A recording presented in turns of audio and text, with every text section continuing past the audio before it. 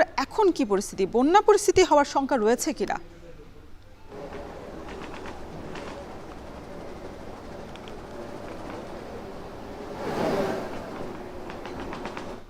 বন্যা পরিস্থিতির মতো অবস্থা তৈরি হয়েছে, বিশেষ করে সাতকানিয়া, চন্দনাইশ এই অংশগুলোতে, যেখানে সাঙ্গু নদীর কাছাকাছি যেই জায়গাগুলোর অবস্থান। গতকাল থেকে সাঙ্গু নদী পানি বিপদ সীমা অর্থাৎ পার ভেঙে আসলে বিভিন্ন লোকালয়ে প্রবেশ করেছে। আমি এখন যেখানে আছি সেটি চট্টগ্রাম কক্সবাজার মহাসড়কের চিত্র, এটি আপনি যেটি দেখছেন, এবং চন্দনাইশ অংশে আমি আছি, যার খুব কাছাকাছি সাঙ্গু নদী।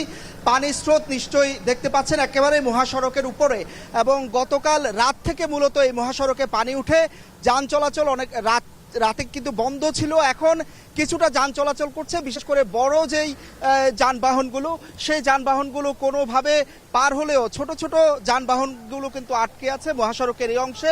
চন্দনাইশে আমরা দেখছি প্রায় আধা কিলোমিটার অংশে, এই অংশটিতে প্রায় হাঁটু থেকে কোমর সমান পানিতে তলিয়ে গেছে পুরো মহাসড়ক, এবং এর বাইরে এই অংশটির কিছু পরে আরেকটি অংশে, অর্থাৎ মোট দুটি অংশে পানি উঠেছে, যেখানে কোমর থেকে হাঁটু সমান পানি। আমরা মহাসড়কে দেখছি ছোট ছোট যানবাহনে করে অনেকে পার হচ্ছেন, এবং এই অংশে পার হতে গিয়ে বাড়তি ভাড়া আসলে গুনতে হচ্ছে সবাইকে। বলা যায় যে চট্টগ্রাম কক্সবাজার যে মহাসড়ক, এই মহাসড়কে আমরা যতদূর এসেছি এই কারণে আসলে যানবাহনের সংখ্যাও কিন্তু অনেক কম। এই মহাসড়কের আশেপাশে চন্দনাইশ এবং সাতকানিয়ার যে অংশ, সাতকানিয়ার বিশেষ করে বাজালিয়া, পশ্চিম ঢেমশা, সোনাকানিয়া, এই পুরো এই ইউনিয়নগুলো কিন্তু প্লাবিত হয়েছে। একই সাথে সাতকানিয়া পৌরসভা, আদালত ভবন, কলেজ প্রাঙ্গণ, এই পুরো এলাকাটিতে আসলে পানিবন্দী হয়ে পড়েছে প্রায় 1.5 লক্ষ মানুষ। এবং এর পাশাপাশি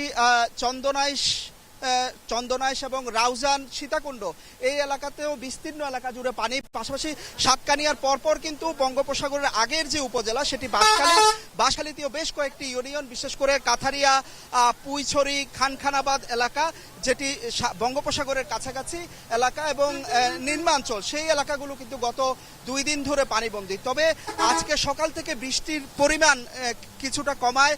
আমরা যতটুকু স্থানীয়দের থেকে খবর পেয়েছি, তারা বলছেন যে পানির পরিমাণ কিছুটা গত রাত থেকে কিছুটা কমেছে।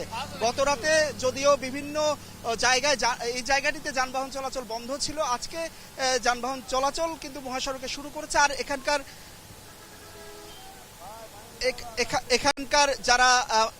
যারা বাসিন্দা, তারা অনেকেই তারা কিন্তু আশ্রয় কেন্দ্রে আশ্রয় নিয়েছেন ঘরবাড়ি ডুবে যাওয়ায়, এবং পাশাপাশি গবাদি পশু ও নিয়ে আসা হয়েছে আশ্রয় কেন্দ্রে। এবং তারা যেটি বলছেন যে পানি না কমা পর্যন্ত এই দুর্ভোগ আসলে তাদের যাবে না। এই অবস্থায় তাদের শুকনো যে খাদ্য, সেই শুকনো খাদ্য বিতরণ প্রয়োজন বলে বলছেন এখানকার মানুষ।